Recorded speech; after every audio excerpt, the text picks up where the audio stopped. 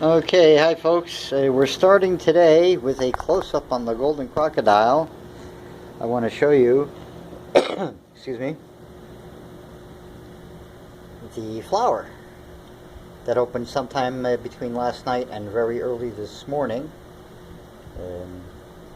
When the lights came on at 5 o'clock, this was already opened. So it must have happened during the night.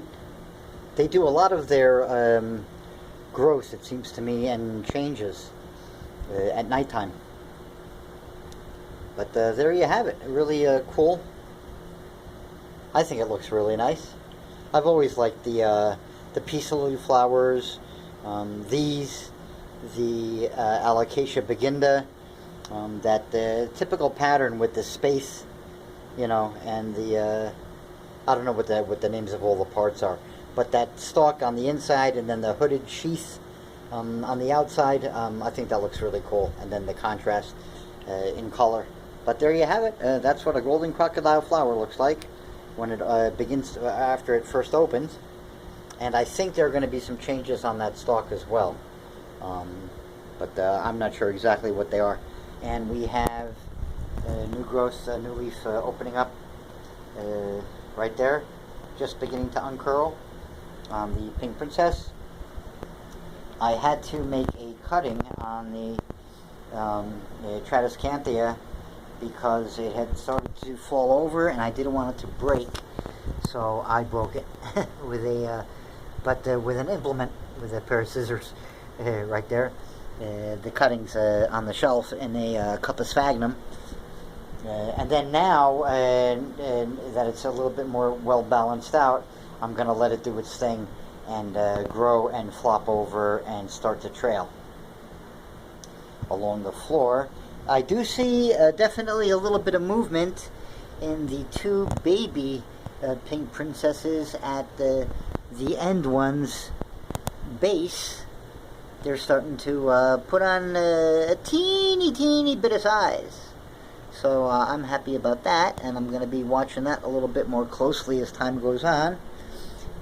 New leaf on the baby side shoot of the Alocasia caprea, Red Secret. And what else is new on this wall? On this wall, we have a jacked up gigas leaf. I've been having issues with leaves coming out of their petioles lately. I'm not sure exactly why, but I'm bumping up the humidity once again just a little bit, just in case there is indeed some connection. I really don't think there is. But there is the pink princess, the pup, and there is the new leaf after slowly ironing out the wrinkles. It's almost done. Did okay. This is going to be cool when it opens.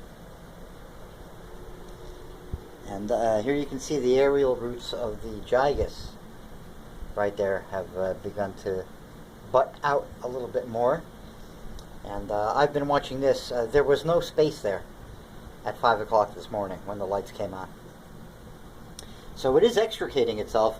It's just mildly concerning to me that they're all seem to be getting stuck on the last round. I moved the peppers over to here, and they're starting.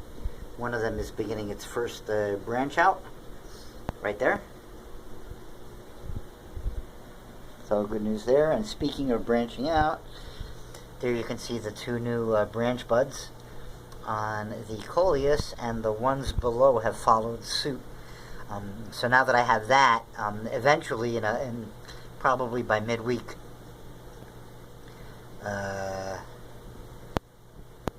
rather by weekend, I forgot we're almost already in midweek. But I think by the end of the week, depending upon what happens, if I get some decent foliage on these two side shoots, I will then cut that and also plop it right into sphagnum, and then I'll have 3 pieces to make up a nice pot.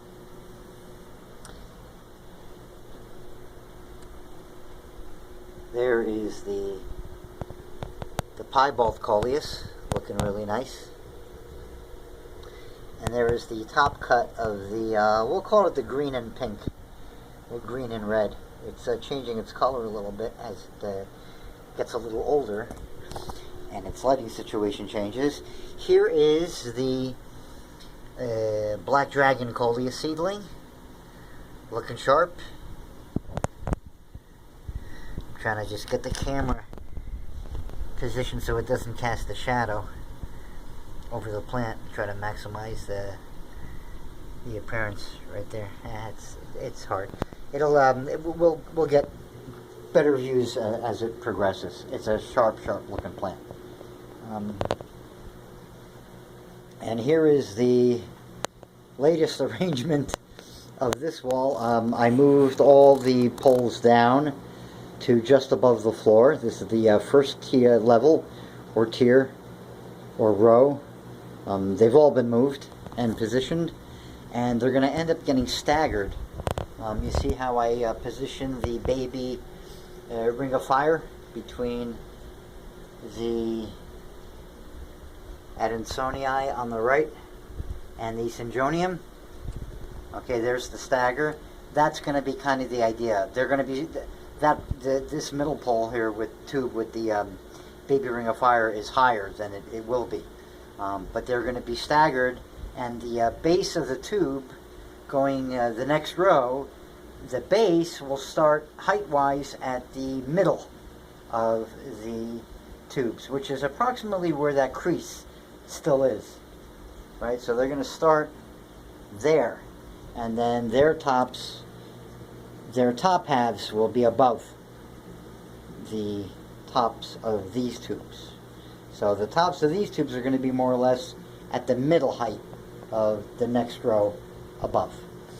And that way I'll be able to get good use of and utilization of space, which this is always also about. You know, I really like plants, and I like them all. And I want to end up getting as nice of a variety as I can here. That'll do well with the conditions that I can give them. So utilizing space is really a priority for me. And anything I can do to figure out how to shrink stuff against the walls is nothing but a boon as far as I'm concerned. So there you have it, folks. That's today's latest update. And my saucers arrived. I got 30 saucers that I had to swap out. And trust me, with my back, just bending down to swap out a saucer without having to dump water or be careful is enough of an issue. Today was murder. Absolute murder. And I still have one to swap out, which is the gigas. I don't know if you can see, but there is a saucer on the floor, angled, waiting to get slid in underneath, but I don't dare lift that gigas now. Not with my back, and not with the teetery way it is with that extra tall tube sticking out of its pot. So we're going to wait on that. But I don't know if you can appreciate the difference. You'll have to look at the old videos. But it's night and day as far as starting to look nice and sleek and clean on the floor without that clear plastic.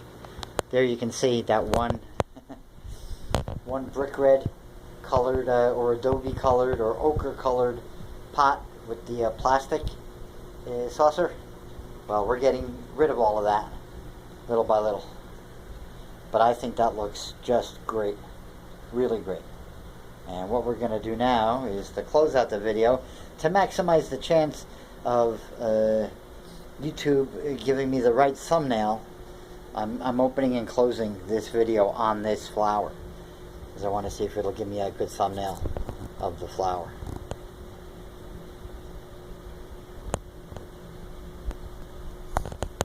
And there you go, folks. Until next time.